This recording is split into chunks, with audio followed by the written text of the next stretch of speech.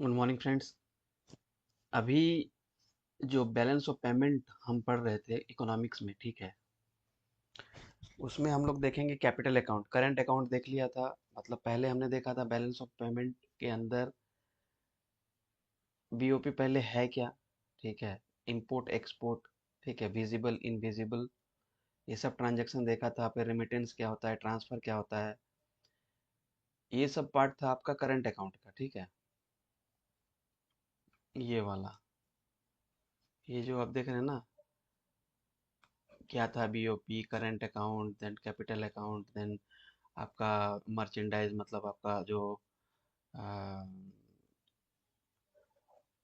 ये जो आपका ट्रेड इन गुड्स था। फिर इंडिविजिबल मतलब ट्रेड इन सर्विसेज, ठीक है, बैंकिंग और ये सब, फैक्टर इनकम, फिर ट्रांसफर, गिफ्ट, ग्रांट्स, रेमिटेंसेस, ठीक है, ये सब।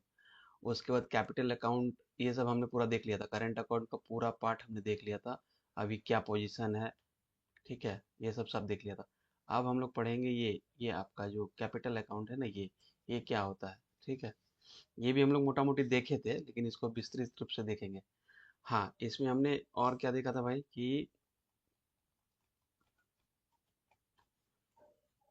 ये जो, हाँ, ये एक अंडरस्टैंडिंग है मोटा मोटी, ठीक है, कि कैसा रहता है हमारा जो आरबीआई मेंटेन करती है ना, balance of payment as per the BMP 6 manual of IMF, BMP 6, BMP 6 manual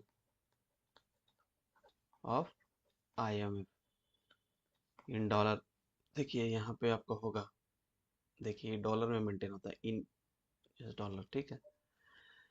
तो इसको हम लोग देखे थे, हमने इंडियन एक्सप्रेस का भी देखा था कि वहाँ पे कैसा दिखता है। ये एक समरी टाइप का है, ये जो है ना, ये सॉरी, ये एक समरी टाइप का है, ठीक है। ये जो है पूरा एक समरी टाइप का दिया हुआ है, आईसीआईसी का है ये रिपोर्ट। लेकिन हमने देखा था एक्चुअल में ये कैसा दिखता है जब आरबीआई के अकाउंट में, ठीक है, वो भी हमने देखा था। करंट डेटा भी देखा था, सीएडी का डेफिसिट कितना होना चाहिए भाई, 1.5% to 2% with GDP growth of 7 to 8%, ठीक है। ये हमने देखा था क्योंकि इंडिया एक डेवलपिंग नेशन है, यहाँ मशीनरी वगैरह इंपोर्ट होता है, फिनिश्ड गुड इंपोर्ट होता है, हम लोग इंपोर्ट पे ज़्यादा खर्च करते हैं बनस्पत एक्सपोर्ट के, इसलिए हमारा जो है सो करंट अकाउंट जो है वो हमेशा डेफिसिट में रहता है। तो उसको भरने के लिए क्या आता है, जब करंट अकाउंट डेवलपिंग कंट्री में डेफिसिट में रहता है तो उसको भरने के लिए क्या आता है,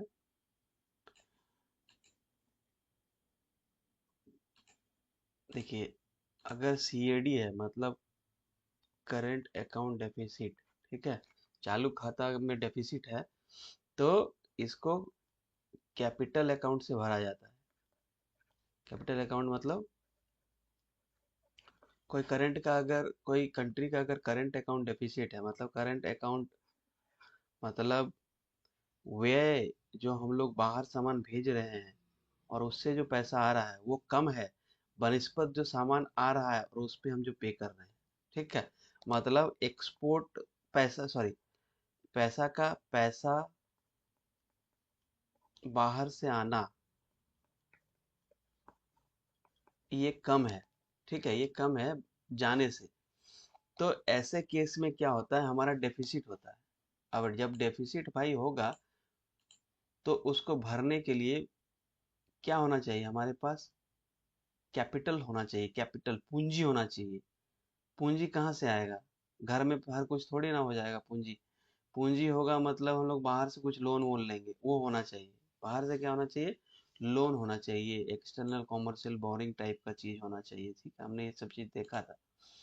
अगर वो भी नहीं है आपके पास, अगर वो भी नहीं है तो हम फॉरेक्स का सहारा लेते हैं।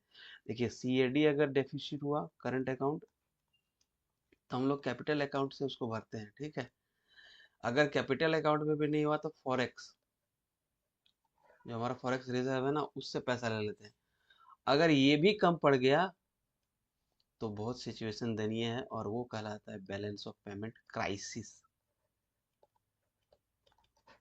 कि भाई हमारे पास कुछ है ही नहीं, जैसे 1991 में हुआ तो हम लोग देखेंगे, ठीक है। अभी हम लोग अब कैपिटल अकाउंट को ठीक से देख लेते हैं, ठीक है। चलिए, देखिए इकोनॉमिक्स तो भाई ऐसे ही है, थोड़ा बोरिंग टाइप का सब्जेक्ट है, लेकिन एक बार आप विश्वास मतलब ऐसा नहीं कि हमको बहुत कुछ आता है, लेकिन क्या है कि बेसिक जो समझ है उस हिसाब से क्या है कि पहले ना आपको बहुत बोरिंग लगेगा, पूरा बहुत ज़्यादा बोरिंग लगेगा कि क्या ही पढ़ रहे हैं। लेकिन मान लीजिए कि अभी स्टॉक में आप जाना चाहते हैं, स्टॉक ब्रोकिंग में, ठीक है। अभी आपको समझ में नहीं आएगा पी वाई रेशियो क्या है, ये क्या है, ये क्या है, अरे कैंडल कैसे देखते हैं, अरे टेल क्या होता है, अरे हेड क्या होता है, स्कैल्पिंग क्या होता है, समझ में नहीं आता, लगेगा जार्गन या एलियन वर्ड से। बट आप धीरे धीरे उस पर इंटरेस्ट लगेंगे ना, तो बहुत अच्छा लगेगा आपको। का विश्वास कीजिए, आप इकोनॉमिक्स पढ़िए, उसके बाद फिनेंशियल एक्सप्रेस या इंडियन एक्सप्रेस में कोई आर्टिकल पढ़िए, फटाक से समझ में आ जाएगा। हम आपको दिखाएंगे कि कैसे। इसीलिए हम हर जो हम जब भी हम पढ़ते हैं तो कुछ ना कुछ हम आपको इंडियन एक्सप्रेस या मिंट का या किसी और आर्टिकल का एक फोटो चिपका देते हैं। या फिर आप मेरे जो यूट्यूब चैनल है एक प्रयास में, या मेरा फेसबुक पेज है ठीक है, वो भी मैं लिंक में दे दूंगा। उसमें मैं हमेशा कुछ ना कुछ इम्पोर्टेंट करंट अफेयर्स टाइप का डाल देता हूँ। देखिए इकोनॉमिक हमेशा बदलते रहता है, आज जीडीपी का डाटा कुछ है, महंगाई कुछ है, फॉरेक्स कुछ है, कल चेंज हो जाएगा, ठीक है। लेकिन आपको पढ़ते आना चाहिए, अगर बेसिक स्टैटिक कॉन्सेप्ट आपको पता है तो उसमें बस फिगर ही तो चेंज होता है हर साल, ठीक है। चलिए अब कैपिटल अकाउंट में देख लेते हैं। कैपिटल अकाउंट में हमने क्या देखा था, देखिए ये फिगर था आपका कैपिटल अकाउंट, ठीक है। ये आपका फिगर है भाई कैपिटल अकाउंट का, ये है ना। इसमें देखिए फॉरेन इन्वेस्टमेंट क्या है, एफडीआई या एफपीआई, फॉरेन डायरेक्ट इन्वेस्टमेंट या foreign portfolio investment. Direct investment मतलब कुछ इक्विपमेंट टाइप का चीज, किसी कंपनी में कोई कंपनी खड़ा करना जो बाहर के लोग, जैसे फॉक्सकॉन, ठीक है, सेमीकंडक्टर यूनिट, आपका एप्पल मैन्युफैक्चरिंग यूनिट, तो टेस्ला, ये क्या हो फॉरेन डायरेक्ट इन्वेस्टमेंट। और एफपीआई क्या हो गया आपका, पोर्टफोलियो इन्वेस्टमेंट, जो बाहर के लोग यहाँ आके कुछ अपना पोर्टफोलियो बनाते हैं, इन द सेंस यहाँ के आपका शेयर्स स्टॉक्स में शॉर्ट टर्म के लिए इन्वेस्ट करते हैं, ठीक है, उसको बोलते हैं एफपीआई। तो ये हो गया, इससे क्या होता है बाहर से पैसा आता है। तो जब उसके बाद ईसीबी, जब कोई कॉमर्शियल कंपनी बाहर से लोन लेती है तो उसको एक्सटर्नल कॉमर्शियल बोरोइंग बोलते हैं। फिर वैसे इंडियन डायस्पोरा जो बाहर रहते हैं वो भी यहाँ जमा करते हैं, ठीक है, बॉन्ड्स के थ्रू या कैसे भी अपना यहाँ पे अकाउंट खुलवा के या बाहर से पैसा भेजते हैं, ठीक है, बाहर रह के। तो ये सब चीज़ आपका ये कैपिटल अकाउंट के अंदर आता है। तो जब यहाँ से क्या होता है कि हमारा पैसा घट जाता है, डेफिसिट में आ जाता है, ये सारे चीज़ का सम, हम लोग सम भी कैलकुलेट करेंगे ऑब्जेक्टिव में भी और ऐसे भी, इन सारी चीज़ का सम डाउन हो जाता है। तो यहाँ से इसको पूर्ति किया जाता है, ठीक है, यहाँ से, क्योंकि यहाँ से पैसा बाहर से आ रहा है, ठीक है, यहाँ से। अब यहाँ से पैसा आ रहा है भाई, यहाँ से पैसा आ रहा है, तब तो ठीक है, कोई इशू नहीं है। चलिए डेफिसिट है 1 to 2% और ये कर दिए आपका करंट कैपिटल अकाउंट से करंट अकाउंट डेफिसिट को पूर्ति कर दिया, तब तो ठीक है। अगर नहीं हुआ तो हम लोग फॉरेक्स पे जाते हैं, जो रिजर्व बैंक है ना वो मेंटेन करती है। यहाँ पे दिक्कत है, फॉरेक्स होता है ना, फॉरेक्स का ज़्यादा आप उपयोग करेंगे तो ये क्या है, एक बास्केट है बहुत सारे करेंसी का जो हमारे पास हमने अर्ज किया है, जो आरबीआई मेंटेन करती है। अब इसको आप ला के आप अपना करंट अकाउंट डेफिसिट को मैनेज करेंगे तो ये कितना दिन चलेगा, है ना। तो ये क्या करता है, ये बहुत दयनीय स्थिति है। एक बार क्या होता है कि कुछ समय बाद ये भी डिप्लीट होने लगता है, अगर आपका करंट अकाउंट नहीं सुधरा तो। करंट अकाउंट नहीं सुधरा, कैपिटल अकाउंट में कुछ पैसा ही नहीं आ रहा है, तो फॉरेक्स कितना दिन चलेगा। और जब फॉरेक्स कम होने लगता है तो हमारे पास फॉरेन करेंसी नहीं बचती है कि हम और ऑयल इंपोर्ट कर पाए या और गोल्ड इंपोर्ट कर पाए, क्योंकि उसका जो भुगतान है ना वो फॉरेन करेंसी में करना पड़ता है। ये कितना बार हम लोग देख चुके हैं, ठीक है। तो वहां पे क्या आता है, उसको बोलते हैं बैलेंस ऑफ पेमेंट क्राइसिस, जो 1991 में आया था। आप अक्सर सुनते होंगे कि हमारे पास 7 से 10 दिन का बचा हुआ था पैसा, foreign currency to import our oil needs.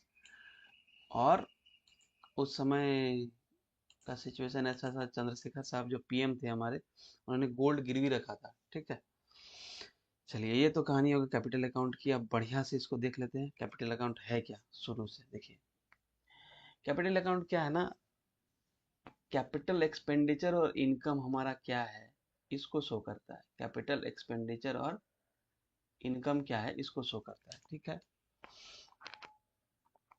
It records it records all international transactions of assets and liability. देखिए, इंडिया कुछ बाहर में इन्वेस्ट करेगा और बाहर से कुछ इन्वेस्टमेंट आएगा।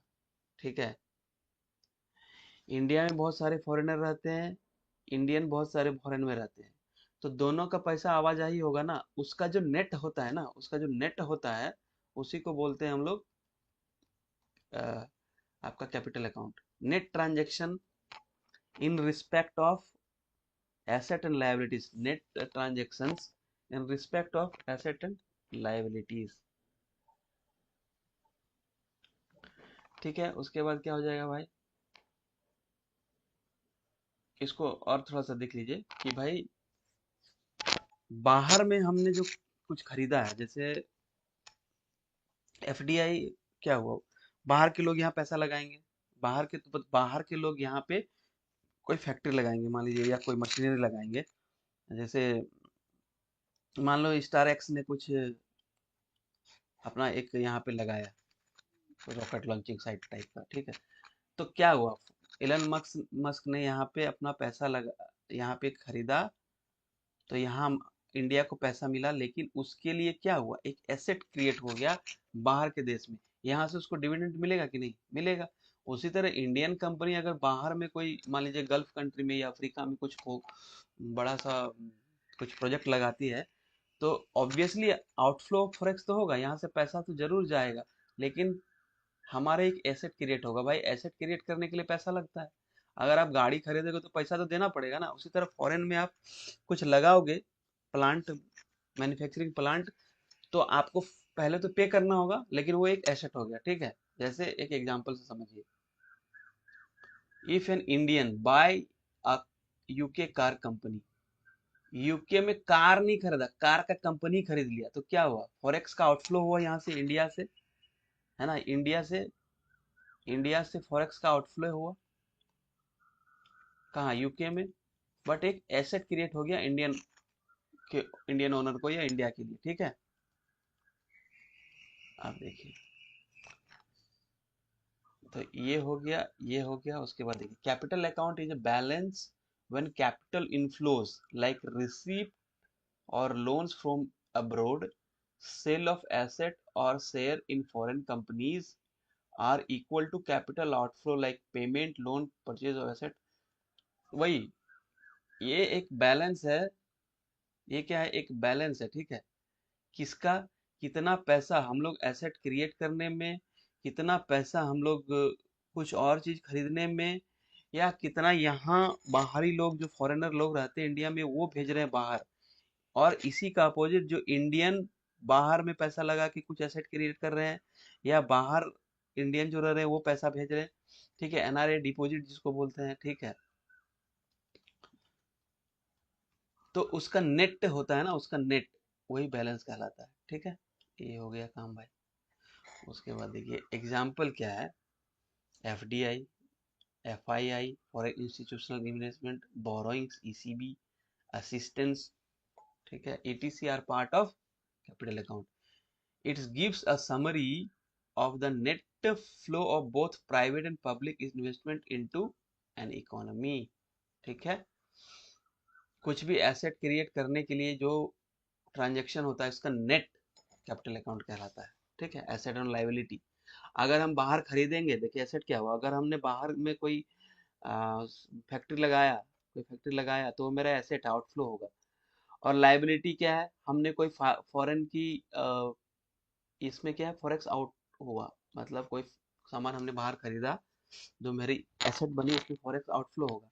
और अगर हमने कोई कंपनी बेच दिया, सेल कर दिया फॉरेन में, तो इससे पैसा क्या होगा, इनफ्लो होगा।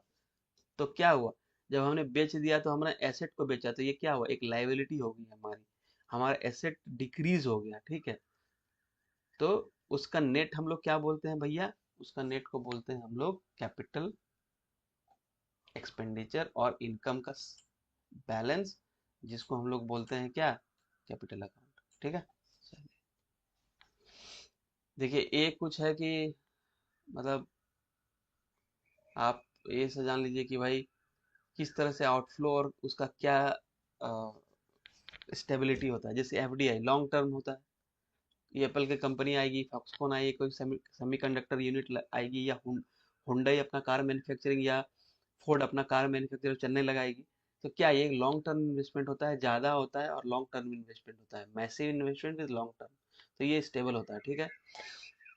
सॉफ्ट लोन जैसे वर्ल्ड बैंक देती है अफ्रीकन कंट्री को, इंडिया को, और किसी देश को।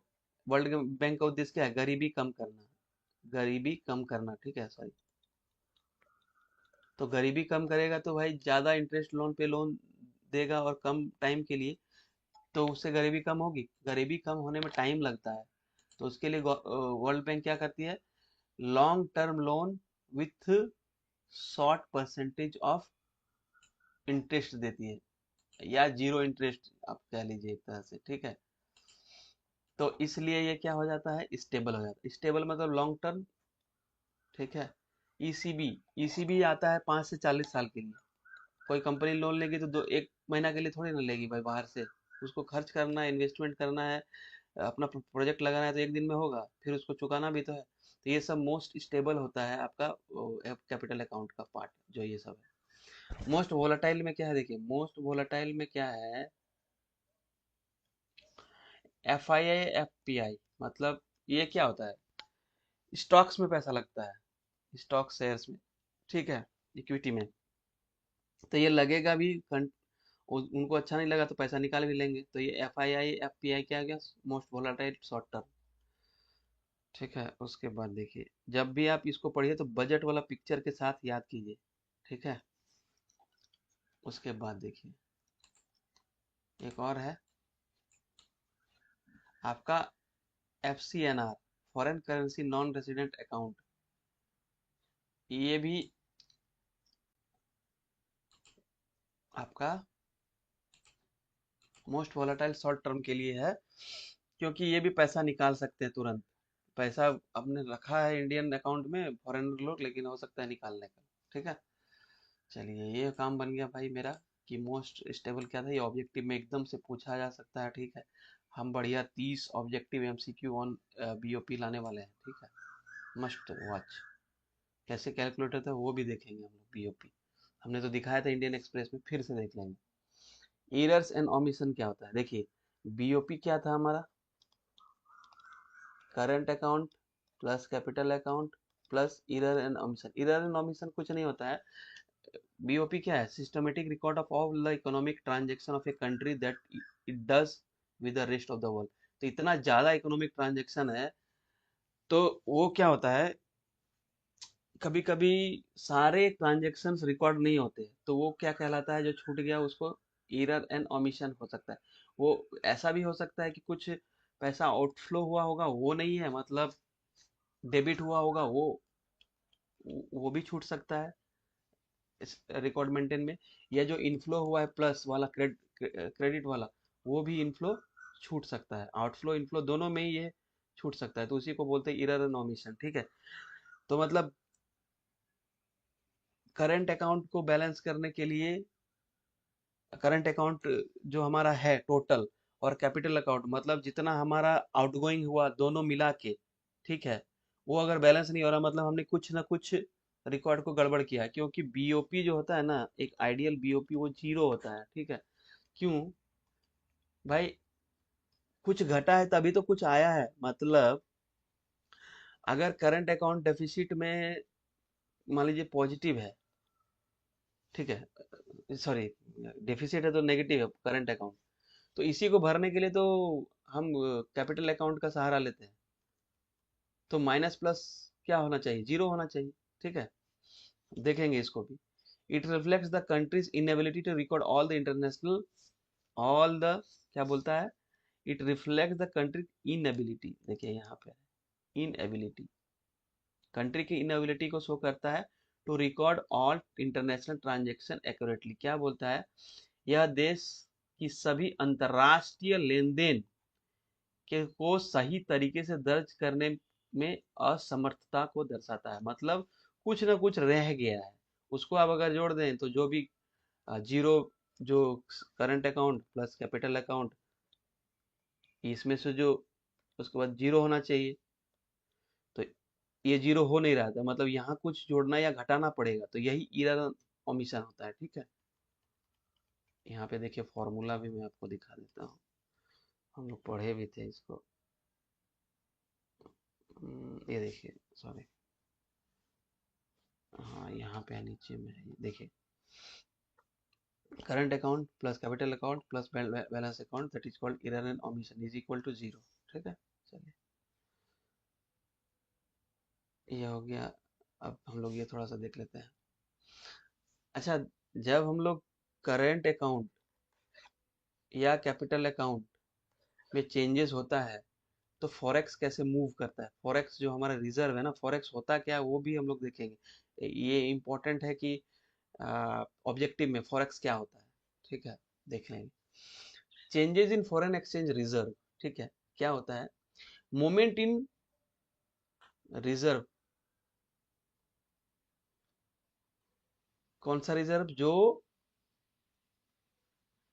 कि फॉरेन एसेट या foreign currency held by RBI, foreign forex कौन मेंटेन करता है, आरबीआई, उसमें क्या उतार चढ़ाव होगा, या स्पेशल ड्राइंग राइट्स जो आईएमएफ द्वारा मेंटेन होता है, उसमें क्या आपका foreign currency includes SDR. Okay, foreign currency, देखिए फॉरेन करेंसी एक बास्केट है, फॉरेन करेंसी है ना कि खाली पैसा नहीं होता है, फॉरेन करेंसी क्या होता है, गोल्ड होता है, पैसा तो होता ही है, जो भी डॉलर वॉलर में है, वो सब तो होता ही है, फॉरेन करेंसी तो अलग अलग करेंसी का बास्केट है, प्लस गोल्ड है, फिर एसडीआर होता है, और प्लस रिजर्व ट्रेंचे होता है।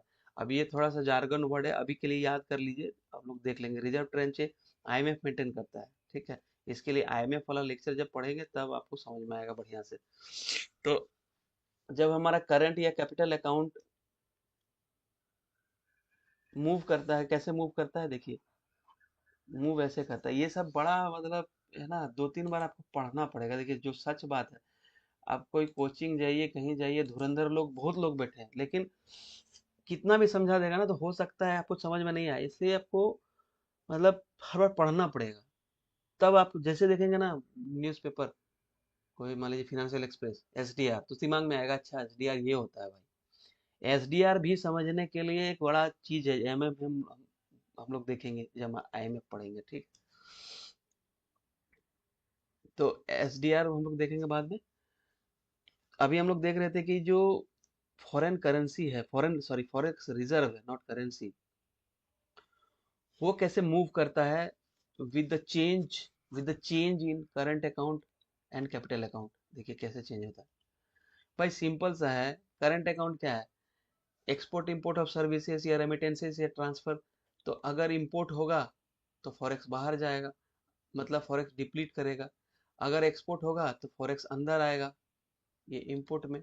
एक्सपोर्ट में क्या होगा, ये एक्सपोर्ट में क्या होगा, फॉरेक्स अंदर आएगा।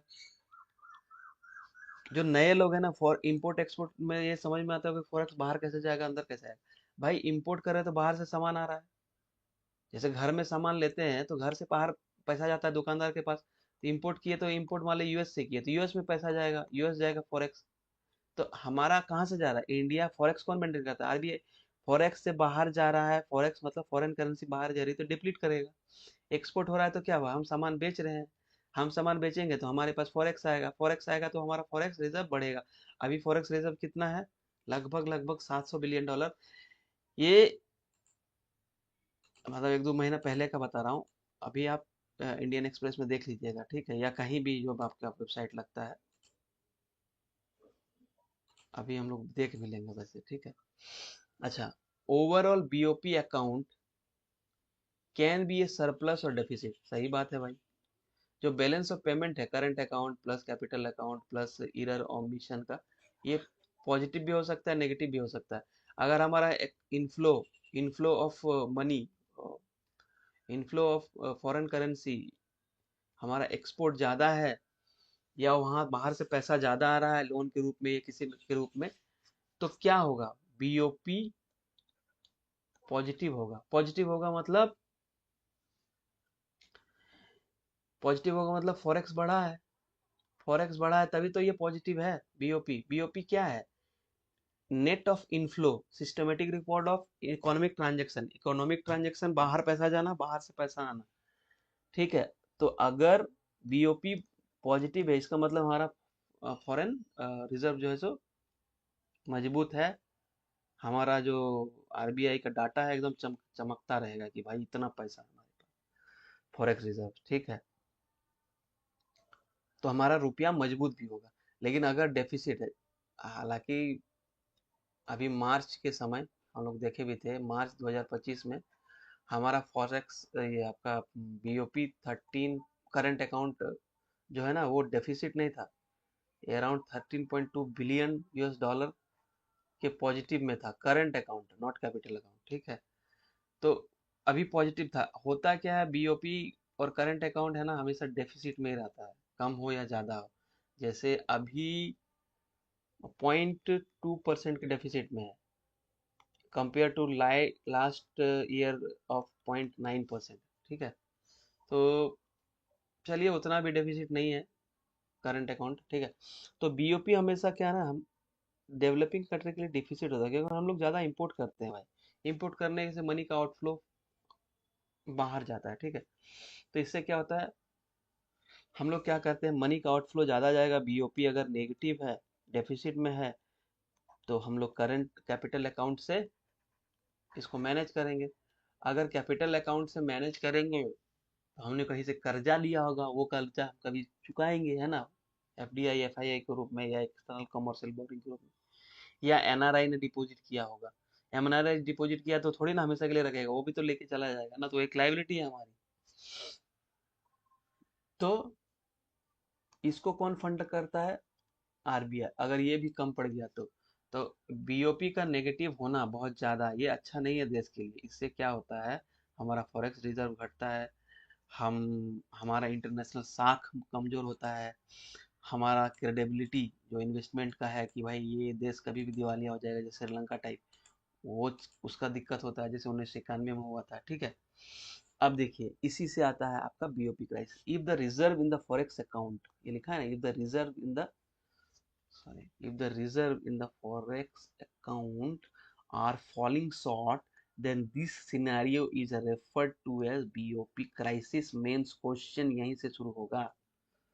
क्या होगा भाई, ऐसा होगा मेंस क्वेश्चन कि व्हाट इज डिफाइन या व्हाट इज बीओपी, शुरू में लिखने की कोशिश कीजिए, ठीक है। डिफरेंट कंपोनेंट, ठीक है, ये हो गया स्टैटिक टाइप का। और सिर्फ बीओपी, देन एक्सप्लेन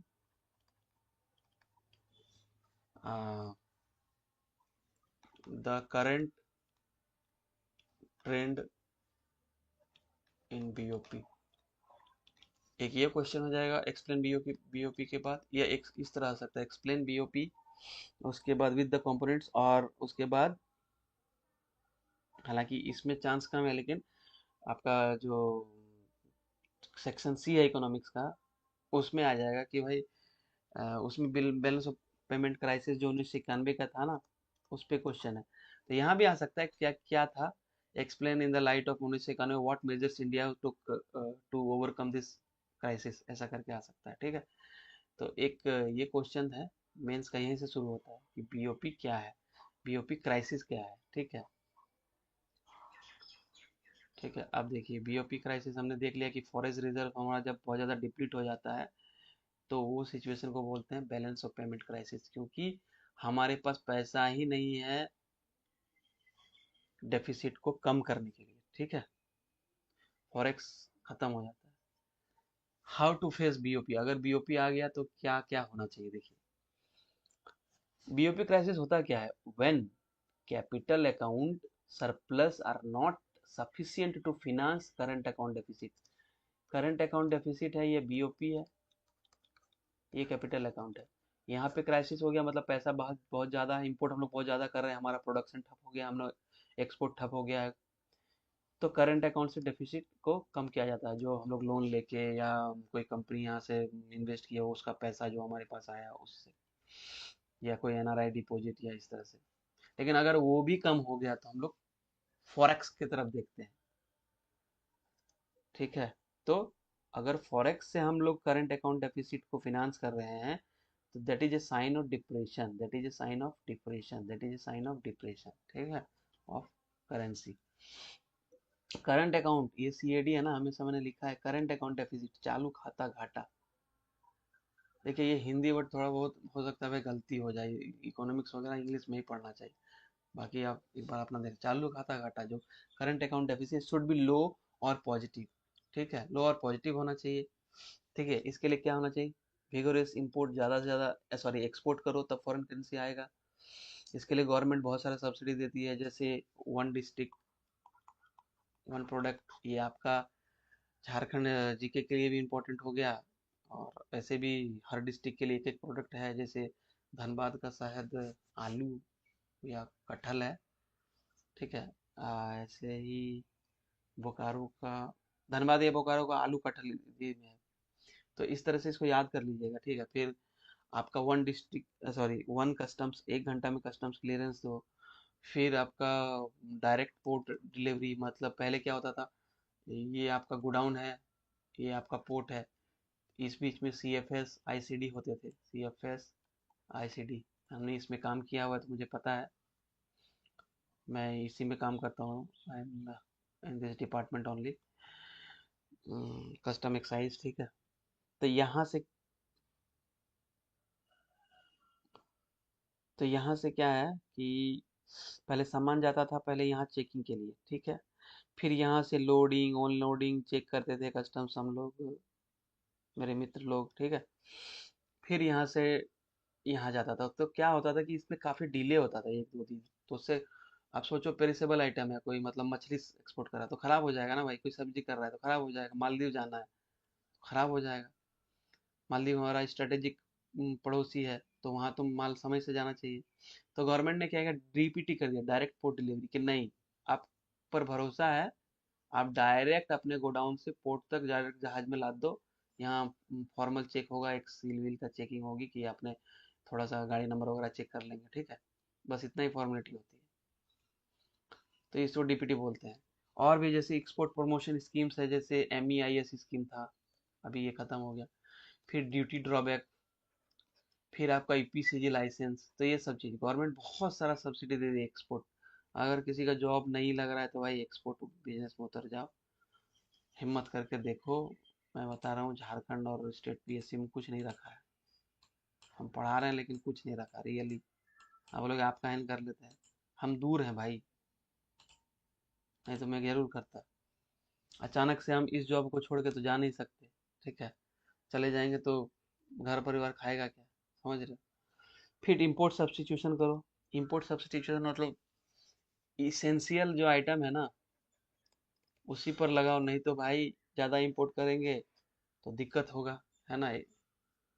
आत्मनिर्भर बनो, डिवोल्यूशन ऑफ करेंसी किया जाता है, कि करेंसी अगर डिवोल्यूशन हो गया मतलब करेंसी का जो एक्सचेंज रेट हमने कम कर दिया, जैसे मान लीजिए अभी 1 रुपया डॉलर में है 80, मान लीजिए, बोला नहीं भाई हम 1 रुपया 85 में हम डिवेल्यू करते हैं, आरबीआई बोल देती है गवर्नमेंट के साथ, तो इसका मतलब क्या हुआ, हमारा एक्सपोर्ट सस्ता हो जाएगा, एक्सपोर्ट का डिमांड, क्योंकि फॉरेन जो एंटिटी है वो $1 में पहले 80 रुपया का सामान खरीद पाते थे, अब 85 का खरीद पाएंगे, तो ज़्यादा एक्सपोर्ट होगा हमारा, ठीक है, डिमांड बढ़ेगा फॉरेन में। तो ये सब चीज़ होता है एक्सपोर्ट को बढ़ाने का, एक्सपोर्ट का बढ़ाने का। उसके बाद capital account surplus should be big, investor आप अट्रैक्ट करो, एलपीजी रिफॉर्म्स लाओ, जैसे क्राइसिस में हुआ था, है ना, 1991 में। उसके बाद आरबीआई के पास should have large forex, large forex कैसे आएगा, जब बाहर से पैसा आएगा, एक्सपोर्ट बढ़ेगा, हमारा सर्विस सेक्टर बूस्ट होगा, ज़्यादा से ज़्यादा एलपीजी रिफॉर्म्स हम लोग ईज ऑफ डूइंग बिजनेस कर पाएंगे। ठीक है, तो ये सब चीज़ होता है how to face BOP crisis को फेस करने का। अब हमने जैसे बोला था फॉरेक्स क्या होता है, देखिए इसमें कुछ इंपॉर्टेंट टर्म होगा, अगर नहीं समझ में आए तो मुझे माफ़ कीजिएगा अभी के लिए, क्योंकि वो एक बड़ा चैप्टर है। हम लोग जनरली यदि कॉमन सेंस में देखें तो फॉरेक्स, फॉरेक्स मतलब फॉरेन रिजर्व, रिजर्व ठीक है, ठीक है। अब फॉरेन रिजर्व तो ये होता है, क्या क्या होता है, एक आरबीआई ट्रेजरी होता है, मतलब जैसे हमारा घर में पैसा रखने के लिए, मान लीजिए पहले के ज़माने में, अब तो डिजिटल करेंसी हो गई है, तो डिजिटल भी क्या है, किसी में तो रहता है ना, लेजर में रहता है, मान लीजिए वो आपके बैंक अकाउंट में हो, वहाँ से लेजर में है, ledger in the sense bank account से आपने कहीं मोबाइल ऐप जो है पेटीएम वगैरह उसमें लेके रखा है, या स्टॉक्स वगैरह में है, ठीक है। तो अब फॉरेक्स क्या है, एक तरह का संदूक है जिसमें पैसा रखा जाता है, मान लीजिए आरबीआई जिसको मेंटेन करती है, फिजिकली नहीं रहता है, मतलब एक रिकॉर्ड है कि कितना हमारे पास फॉरेन करेंसी है भाई अभी, ठीक है, गोल्ड कितना है अभी। फिर दो टर्म आता है, एक तो फॉरेन करेंसी कितना है, गोल्ड कितना है, ये तो समझ में आ गया कि अच्छा ये फॉरेन करेंसी गोल्ड इतना। एसडीआर, स्पेशल डॉलरॉइंग राइट्स, ये इसको पेपर गोल्ड बोला जाता है, 1969 में आया था ये, ठीक है, आईएमएफ ने इसको, ये एक बास्केट होता है ऑफ करेंसी, जिसमें यूएसडी है आपका, पाउंड है, ठीक है, फिर आपका रिनबिम्बी है, आपका युआन है चाइना का, रिनबिम्बी है, और एक कोई है, ऐसे करके पांच करेंसी है, ठीक है, इंडिया का रुपीस नहीं है इसमें, ठीक है, जितना ज्यादा करेंसी मजबूत है उन्हीं को रखा गया, जैसे रूबल भी नहीं है रशिया का, सॉरी। तो एफसी होता है, गोल्ड होता है, ये एसडीआर जिसको पेपर गोल्ड बोलते हैं ये, और reverse trench position, reserve trench position होता है ना, ये क्या बोलता है, आईएमएफ क्या बोलता है, आईएमएफ का आप सदस्य है तो, कि भाई आपको है ना एक एक मिनिमम बैलेंस अमाउंट आपको अपने करेंसी का आईएमएफ में होल्ड करना है, ठीक है। तो आप कितना होल्ड, कितना करना है और कितना होल्ड कर रहे हो, इसका जो डिफरेंस है ना, उसी को बोलते हैं रिजर्व ट्रेंच। देखिए यहाँ लिखा हुआ है, reserve trench position is a difference between international monetary fund holding of that country, currency and the country's IMF designated quota, ठीक है, हिंदी में भी देख सकते हो आप। ये सिंपल आईएमएफ जब पढ़ेंगे ना, तो ये हम एकदम बढ़िया से पढ़ा दूंगा, इसमें कोई डाउट नहीं है, आईएमएफ वर्ल्ड में कोई इशू नहीं है, ठीक है। तो इसमें क्या है,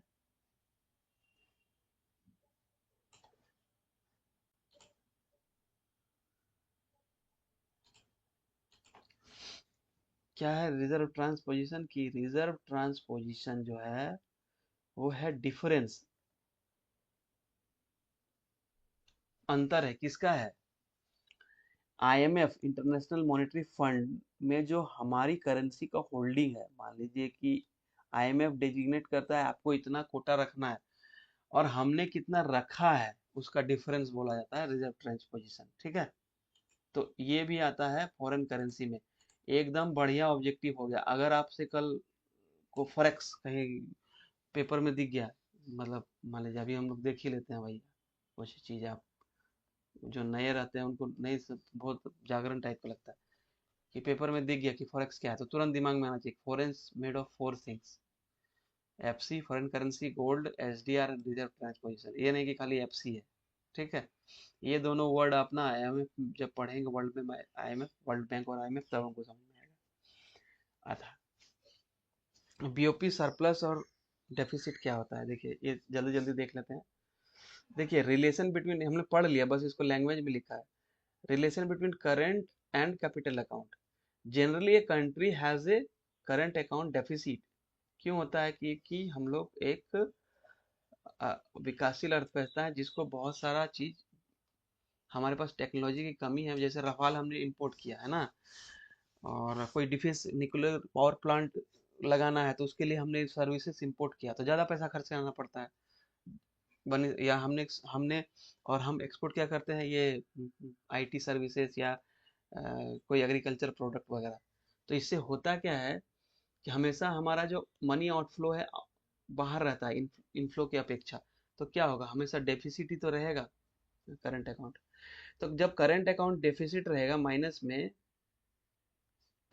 तो क्या होगा, if A countries has a negative balance current account, it means what, it means that, इसका मतलब है इट हैज इनकर्ड लॉस, मतलब लॉस हुआ है, हमने ज्यादा पैसा बाहर भेजा है और आमदनी अठन्नी खर्चा रुपया हुआ है मेरा, ठीक है। For which that country requires inter to sell it asset abroad और टू टेक लोन, ठीक है। तो अगर पैसा बाहर बाहर ज्यादा आ रहा है बनस्पत जो आना चाहिए, मतलब हमें घाटा है, तो भाई बीओपी क्राइसिस है या बीओपी नेगेटिव में है, तो हम क्या करेंगे, या तो हमारा जो मान लीजिए अफ्रीका में कोई सामान है, उसको कोई बड़ा सा फैक्ट्री है, गवर्नमेंट इंडिया ने इन्वेस्ट कर रखा होगा, उसको बेच देगी तो उससे पैसा होगा तो या वो हमारे पास आएगा, इनफ्लो बढ़ जाएगा। या फिर यार नहीं बेचना है, कैपिटल एसेट है वो, तो क्या करना चाहिए हमें, लोन लेना चाहिए, लोन, ठीक है। दोनों में कर सकते हो, या तो लोन लो, नहीं तो अपना सामान बेचो बाहर में जो है, सामान बेचोगे तब भी वो लाइबिलिटी है, एसेट आपका खत्म हो गया, सॉरी लाइबिलिटी तो नहीं हुआ, एसेट खत्म हो गया, उससे पैसा आया। या आप लाइबिलिटी ले लो भाई, या आप लाइबिलिटी ले लो, कि मतलब लोन ले लो आप कहीं बाहर से, कोई गवर्नमेंट से, ठीक है। If sale of asset and borrowing does not suffice then RBI has to sell forex reserve, यही बोला ना, नॉट गुड साइन। अगर आपको पास लोन भी नहीं आ रहा, आपका कोई एसेट भी नहीं है बाहर में, तो आपको क्या लोन ही तो लेना पड़ेगा, सॉरी आपको फॉरेक्स ही तो अपना जो फॉरेक्स है, गोल्ड और ये सब गिरवी रखना पड़ेगा ना, जैसे बीओपी में चंद्रशेखर के गवर्नमेंट थी सर, ऑनरेबल प्राइम मिनिस्टर, तो उन्होंने गोल्ड को, आईएमएफ को गिरवी रखा था, उसके बाद बहुत सारा उनको कंडीशन झेलना पड़ा था, तो इसीलिए BOP crisis is not a good sign, ठीक है। अब एक आपका यहाँ पे बहुत इंपॉर्टेंट टर्म है, autonomous and accommodating transaction, autonomous and accommodating आपका ट्रांजेक्शन, ये होता क्या है, देखिए, अगर बीओपी क्राइसिस को कम करने के लिए आपने लोन लिया है, तो उसको बोलते हैं एकोमोडेटिंग ट्रांसफर, ठीक है, सहायक लेन देन, ठीक है। और इसको लाइन के नीचे का आइटम कहा जाता है, ठीक है, ठीक है। इसको पहले समझ गया कि कोई डेफिसिट है, उसको कम करने के लिए, या कोई सरप्लस है, तो सरप्लस को थोड़ा सा कम करने के लिए अगर आप लोन दे रहे हैं, या डेफिसिट को कम करने के लिए लोन ले रहे हैं, तो उसको बोलते हैं एकोमोडेटिंग ट्रांसफर या सहायक लेन देन, ठीक है। और अगर वैसा ट्रांसफर जो बैलेंस ऑफ पेमेंट गैप को भरने के लिए नहीं लिया जा रहा, उसको बोलते हैं ऑटोनोमस ट्रांसफर, क्या बोलते हैं भाई, ऑटोनोमस और एकोमोडेटिंग, ऑटोनोमस ट्रांसफर, ये ठीक है, यहाँ लिखा भी। इंटरनेट, यहाँ देखिए यहाँ पे, international economic transactions are called autonomous when transactions are made due to some reason other than bridge the gap in the balance of payment, ठीक है। बैलेंस ऑफ पेमेंट को, गैप को भरने के अलावा जब हम लोग कुछ ट्रांजेक्शन होता है, तो उसको बोलते हैं हम लोग ऑटोनोमस इकोनॉमिक ट्रांजेक्शन, इसको बोलते हैं above the line item, above the line item, ठीक है, ये ऑब्जेक्टिव हो गया। और वहीं अगर जब हमने पैसा और कारण से लिया था, अगर तो और कारण से लिया होगा तो कुछ डेफिसिट आ जाएगा बाद में, या कुछ सरप्लस आ जाएगा, तो उससे जो खाई क्रिएट होगी, बीओपी का बैलेंस बढ़ेगा घटेगा, तब जो पैसा लेना पड़ता है इन कौन, तो उसको क्या बोलते हैं, ऑटोनोमस ट्रांजेक्शन। इसीलिए इसको क्या बोला जाता है, autonomous transaction is result of और is determined by autonomous transactions, ठीक है। दूसरे शब्द में स्वायत्त लेन देन के शुद्ध परिणामों द्वारा निर्धारित किया जाता है, कौन, सहायक लेन देन, ठीक है। ऑटोनोमस जो है, ऑटोनोमस ट्रांजेक्शन है ना, above the line, autonomous he determine करता है एकोमोडेटिंग को, यहाँ पे नाम से ही है एकोमोडेट, क्या एकोमोडेट करना, ऑटोनोमस ने जो खड़ा कर दिया है बखेड़ा भाई, बैलेंस और पेमेंट क्राइसिस या सरप्लस उसको फिलअप करना। फिलअप जो कोई कोई चीज फिलअप करता है तो वो सहायक ही कहलाता है। अगर घर में पैसा खत्म हो गया पिताजी का और हम कुछ कर रहे हैं तो हम सहायता कहलाएंगे, हम प्राइमरी नहीं हो गए, ठीक है। तो उसको बोलते हैं एकोमोडेटिंग। एकोमोडेटिंग को क्या बोलते हैं? बिलो लाइन, देखिए यहाँ पे लिखा होगा बिलो लाइन आइटम। और ऑटोनोमस को बोलते हैं एबव लाइन आइटम, ठीक है। तो ये कॉन्सेप्ट था। हाँ, हम आपको बोले थे ना कि अभी हम लोग ये देखेंगे फॉरेक्स। तो चलिए हम थोड़ा सा, जय भगवान, यहाँ देखिए फॉरेक्स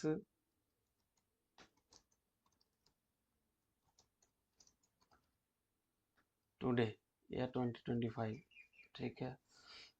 देखिए डीडी न्यूज का आ गया रिपोर्ट या इंडियन एक्सप्रेस, कोई भी पढ़ लो भाई। देखिए क्या लिखा है ना।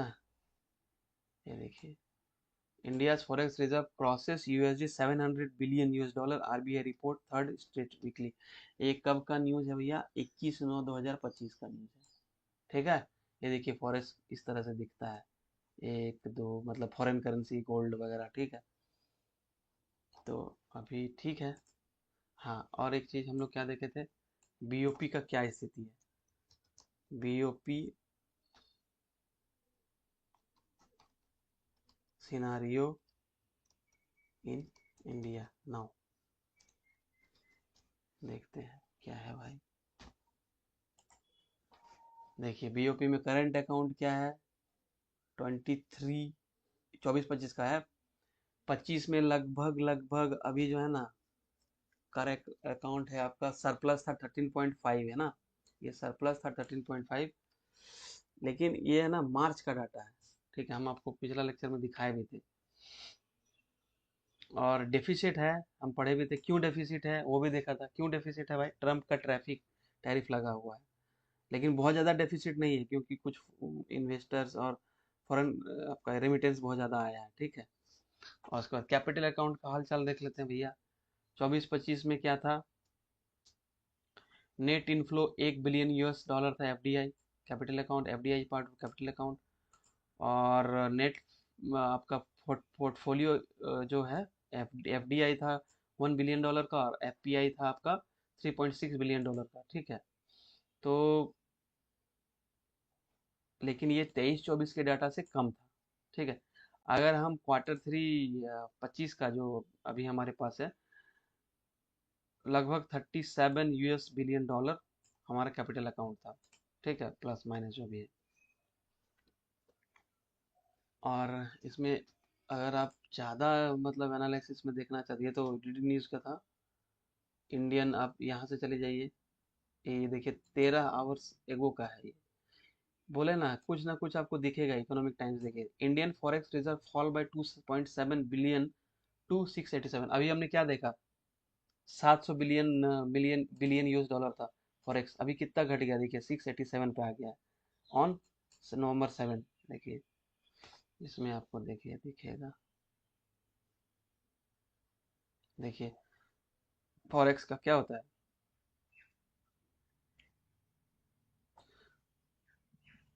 Forex reserve expressed in dollar terms, the foreign currency asset include the effect of appreciation or depreciation of US dollars, ठीक है। Euro, pound, yen held in forex reserve.